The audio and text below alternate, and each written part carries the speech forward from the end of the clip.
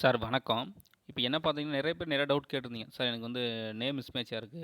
ஓகேங்களா? அப்படின்னு சொல்லிட்டு ஒரு சில பேர் கேட்டிருந்தீங்க. இதுக்கு என்ன சார் பண்றது? இதுக்கு என்ன சொல்யூஷன் சொல்லுங்க அப்படின்னு சொல்லியிருந்தீங்க. ஸோ அத பத்தி என்னன்னு பார்க்கலாம் வாங்க. ஓகேங்களா? ஒரு சில பேருக்கு இனிஷியல் இப்படி இருக்கு சார். ஒரு சில பேருக்கு நேம் ஸ்பேஸ் விட்டுருக்காங்க. ஓகேங்களா? இப்படிலாம் சொல்லியிருந்தீங்க. ஸோ அதுக்கு டிஎன்பிஎஸ்சி என்ன விளக்கம் குடுத்துருக்காங்க? என்ன இன்ஸ்ட்ரக்ஷன் இருக்குது அப்படின்லாம் வாங்க பார்க்கலாம். ஓகேங்களா? சார் ஃபஸ்ட்டு பாருங்கள், இணையவழி விண்ணப்பத்தில் தெரிவித்துள்ள பெயருக்கும் ஒன்று அல்லது அதற்கு மேற்பட்ட ஆவணங்களில் குறிப்பிட்டுள்ள பெயருக்கும், அதாவது எழுத்துப்பிழை, பெயரில் எழுத்துக்களுக்கு இடைவெளி, ஓகேங்களா, தலைப்பு எழுத்து அதாவது இனிஷியல் இதெல்லாம் ஏதேனும் வேறுபாடு இருப்பின் அதற்குரிய விளக்கத்தினை ஒரு உறுதிமொழியாக சான்றிதழ் சரிபார்ப்பின் போது உரிய ஆவணங்களுடன் பதிவேற்றம் செய்ய அல்லது சமர்ப்பிக்க வேண்டும் அப்படின்னு சொல்கிறாங்க. அதாவது நீங்கள் அங்கே சர்டிஃபிகேட் வெரிஃபிகேஷன் ஓகேங்களா, ஒரு உறுதிமொழியாகவே இல்லை சார் இது வந்து என்னுடைய சில டாக்குமெண்ட்டில் இவங்க தப்பாக கொடுத்துட்டாங்க, ஆனால் இது கரெக்டாக இருக்குது அப்படின்னு. அதாவது என்ன சொல்கிறாங்கன்னா, ஒன்றுக்கு மேற்பட்ட ஆவணங்கள் ஓகேங்களா, இல்லைனா ஒரு 2, 3 டாக்குமெண்ட்டில் இது மாதிரி மாறி இருந்தால் ஒரு டாக்குமெண்ட்டில் இருந்தால் கூட பிரச்சனை இல்லை. மீதி டாக்குமெண்ட்லாம் எல்லாம் கரெக்டாக இருக்குது. லைக் இப்போ வந்து கம்யூனிட்டி சர்டிஃபிகேட் தான் சார் இந்த மாதிரி இருக்குது. பட் ஸ்கூலில் இருக்கிற டிசிலையோ அண்ட் தென் வேறு ஆதார் கார்டில் இருக்கிறதோ தென் வாட்டெவர் வேறு என்ன நீங்கள் இது பண்ணியிருப்பீங்க மார்க் ஷீட்டில் 12th மார்க் ஷீட்டில் இதில் எல்லாமே சேமாக இருக்குது அப்படின்னும்போது ஓகே பிரச்சனை இல்லை அப்படின்னா. ஒரு 2, 3 டாக்குமெண்ட்டில் இதே மாதிரி வேரியேஷன் ஆயிருக்கு ஓகே அப்படின்னா பிரச்சனை. அதுக்கு என்ன சொன்னால் ஒரு உறுதிமொழி கடிதம் தான் வைக்கணும் அப்படின்னு சொல்கிறாங்க. ஓகே, எனி வேரியேஷன் இந்த நேம் என்னென்ன ஸ்பெல்லிங்கோ இல்லை ஸ்பேஸோ இனிஷியலோ இதெல்லாம் இருந்தால் ஓகேங்களா, ஆன்லைன் அப்ளிகேஷன் போடும்போது அப்படி சொல்லியிருக்காங்க. அடுத்தது பாருங்கள், பெயர் மாற்றம் அல்லது மாற்று பெயர் பயன்படுத்தல் தொடர்பாக தகவல்களுக்கு ஆதாரமாக அரசிதழ் வெளியான அறிவிக்கை அல்லது உரிய நீதிமன்ற ஆணை முதலிய ஆவணங்களை பதிவேற்றம் செய்து சமர்ப்பிக்க வேண்டும். தவறினால் விண்ணப்பம் உரிய நடைமுறைகளுக்கு பின்னர் நிராகரிக்கப்படும் சொல்கிறாங்க.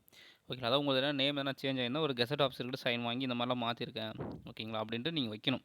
ஓகேங்களா, அதை வந்து கரெக்டாக வச்சு நீங்கள் அப்லோட் பண்ணணும். இப்போ கூட கொடுத்துருக்காங்க ஒரு காலம், அதுக்குன்னே ஓப்பன் பண்ணியிருக்காங்க. இங்கே இருக்குது பாருங்கள், லாஸ்ட்டாக பெயர் மாற்றத்திற்கான வர்த்தமானி நகல் பொருந்தினால் அனுமதிக்கப்படும் ஆவணங்கள் வந்து பிடிஎஃப்ல 500 கேபிள் இருக்கணும்னு சொல்கிறாங்க. ஓகே, பெயர் மாற்றினா தான் அந்த கெசட் ஆஃபீஸர்ன்றதுக்கு வந்து தமிழில் வந்து வர்த்தமானி அப்படின்னு சொல்கிறாங்க. அதை நீங்கள் வந்து கரெக்டாக அப்லோட் பண்ணணும். இந்த பேஜில் இந்த இடத்துல அப்லோட் பண்ணியிருக்கணும் நீங்கள். ஓகேங்களா, ஒரு வேளை நேம் எதனா சேஞ்ச் ஆகிடுது தான் ஓகேங்களா, அதுதான் அவங்க இன்ஸ்ட்ரக்ஷனாக சொல்லியிருக்காங்க. அடுத்த தேர்ட், ஆவணங்களில் குறிப்பிட்டுள்ள பெயரில் ஏதேனும் திருத்தம் செய்யப்பட்டிருப்பின் அத்திருத்தம் தொடர்பாக மூல ஆவணம் வழங்கும் அலுவலர் சான்றொப்பம் இடப்பட்டோ அல்லது மாற்றாக விண்ணப்பதாரன் பெயர் சரியாக குறிப்பிட்ட புதிய ஆவணத்தினை பதிவேற்றம் செய்ய சமர்ப்பிக்க வேண்டும். தவறினால் விண்ணப்பம் உரிய நடைமுறைக்கு பின்னர் நிராகரிக்கப்படும் சொல்லும். அதாவது நீங்கள் உங்களுக்கு ஆவணங்கள் என்ன பெயர் இருக்குதோ அதில் என்ன லைட்டாக திருத்தம் பண்ணியிருந்தாலும் அந்த திருத்தம் தொடர்பாக மூல ஆவணம் ஓகேங்களா, அதாவது என்ன மூல ஆவணம் மீன் இதுக்கு முன்னாடி இப்படி இருந்தது ஓகேங்களா. இப்போ வந்து என்ன சொல்கிறது, கணேஷ்க்கு வந்து கேவும் போடுவாங்க ஜியும் போடுவாங்க. அந்தந்த ஸ்கூல் பொறுத்து அன்றைக்கி என்ன ஃபார்மேட் பண்ணியிருந்தாங்களோ மேக்ஸிமம் ஜி தான் போடுவாங்க, கேவும் போடுறாங்க ஓகேங்களா. அது அவங்கவுங்க ஸ்கூலில் அன்றைக்கி என்ன வருதோ ஓகேங்களா. ஸோ அந்த மாதிரி ஒரு சில குழப்பம். அது கணேசன் வந்து கா வந்து தமிழில் கா தான், ஆனால் இங்கிலீஷில் ஜியா கேவா ஓகேங்களா. ஒரு சில டாக்குமெண்ட்டில் கே இருக்கும், ஒரு சில டாக்குமெண்ட்டில் ஜி இருக்கும் இருக்கும் கண்டிப்பாக இந்த மாதிரி பண்ணியிருப்பீங்க ஓகேங்களா. இல்லை சார் இது கரெக்டாக ஃபார்மேட் பண்ணிட்டு வந்திருக்கேன் அப்படின்னா ஓகே பிரச்சனை கிடையாது ஓகேங்களா. எல்லா டாக்குமெண்ட்லையுமே அதாவது நீங்கள் லைக் உங்கள் ஆதார் கார்டில் டிரைவிங் லைசன்ஸ்லாம் அங்கே ஜி போட்டிருக்காங்க, லைக் முக்கியமான சர்டிஃபிகேட் அதாவது 10th 12th எல்லாமே கே போட்டாங்க அப்படின்னா பிரச்சனை ஓகேங்களா. But school like TC school இது எல்லாமே ஜி தான் இருக்குது. உங்களுக்கு எது கரெக்டாக அது உங்களுக்கு படுமில்ல, ஜி தான் நான் எப்பயுமே போடுவேன் சார் அப்படின்னா ஓகே அதை விட்டுடுங்க. இல்லை சார் ஒருவேளை கே போட்டிருக்காங்க அதை நான் வந்து மாடிஃபை பண்ணேன் அப்படின்னா நீங்கள் ஃபஸ்ட்டு கே போட்டது ஒரு சர்டிஃபிகேட் இருக்கும் இல்லையா, அதையும் அதுக்கப்புறம் அதில் ஜியாக மாற்றிருப்பாங்க பார்த்தீங்களா, அதுக்கான சர்டிஃபிகேட்டும் நீங்கள் வைக்கணும் ஓகேங்களா. எப்பயுமே ரீஃபார்ம் பண்ணும்போது 2 சான்றிதழும் வச்சு அதோட ஒரு அட்டாச்மெண்ட்டாக நீங்கள் வந்து ஒரு லெட்டர் ஒன்று வச்சுருங்க. இந்த மாதிரி என்னுடைய பெயரில் வந்துட்டு கணேஷ்னு இருந்தது, அது கேவாக இருந்து இது பண்ணி தான் அதை தான் திருத்தம் செய்து ஜி என்று மாற்றம் செய்யப்படும் அப்படின்னு சொல்லிட்டு ஃப்ரம் டூ போட்டு ஒரு கடிதம் அதோட வச்சுருங்க.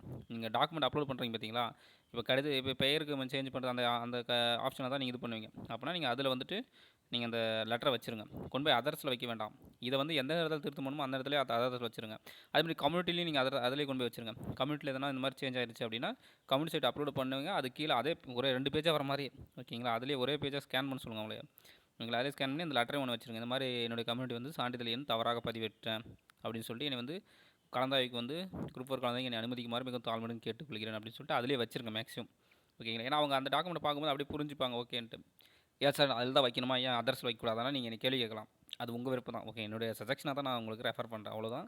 நீங்கள் அதர்ஸில் வச்சாலும் உங்களுக்கு ஒன்றும் சொல்ல போகிறதில்ல. பட் இருந்தாலும் அதில் வச்சா கொஞ்சம் இதாக இருக்குமே நான் சொல்ல வரேன் ஓகேங்களா. ஏன்னா கம்யூனிட்டி சர்டிஃபிகேட்னு பார்ப்பாங்க, ஏன்னா நீங்கள் அப்லோட் பண்ண சர்டிஃபிகேட் ஃபுல்லாக அவங்க சிவி பார்ப்பாங்க கண்டிப்பாக இல்லை, அதான் நடக்கும், அதான் ப்ரொசீஜர் இல்லையா. அவங்க பார்க்கும்போது கீழே அப்படி ஏதோ ஒரு லெட்டர் வச்சுருக்காங்க என்னென்னு கண்ணுக்கு தெரியும். அதர்ஸில் போய் அவங்க தேடுறதுக்குள்ளார ஓகேங்களா. அங்கேயே வச்சா ஒன்றும் ஈஸியாக இருக்கும் அதுக்காக அதர்ஸ் பார்க்க மாட்டாங்கன்னு சொல்ல வரல சார், புரியுதுங்களா? அதுக்காக சொல்கிறேன், ஓகேங்களா? சரிங்க சார். இந்த மாதிரி நேம் சேஞ்ச் இருந்தால் ஒன்றும் பிரச்சனை இல்லை. இது நிறைய பேர் கமெண்ட்டில் கேட்டிருந்தீங்க சார், இந்த மாதிரி சின்ன பிள்ளை இருக்குதுன்னா இதுக்காக உங்களை ரிஜெக்ட் பண்ண மாட்டாங்க. ஸோ லெட்டர் தான் வைக்க சொல்கிறாங்க. அதுவும் ஃபஸ்ட்டு கண்டிஷன் பார்த்தீங்கன்னா, அங்கேயே போய் சமர்ப்பிக்கும் போது உரிய ஆவணம் பதிவிடம் செய்ய சமர்ப்பிக்கணும்னு சொல்கிறாங்க. ஒரு உறுதிமொழியாக அந்த லெட்டர் உறுதிமொழி லெட்டர் ஒன்று எழுதி கொடுத்துணும், இது என் பேர் தான், எந்த பிரச்சனைன்னு சொல்லிட்டு எக்காரணத்தை கூட யாரும் ரிஜெக்ட் பண்ண மாட்டாங்க, ஓகேங்களா? சரிங்க சார். சார் இப்போ இந்த நம்ம சேனலை ஃபஸ்ட் டைம் வாட்ச் பண்ணால் சப்ஸ்கிரைப் பண்ணுங்கள், சப்போர்ட் பண்ணுங்கள், ஓகேங்களா? ஸோ மாணவர்கள் கொரிஸ் என்னவோ அதை நம்ம சேனல் போட்டு வரோம். அதாவது இப்போ சிவி லிஸ்ட்டுக்காக, ஓகேங்களா?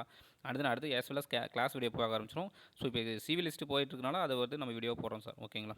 Okay sir, thank you.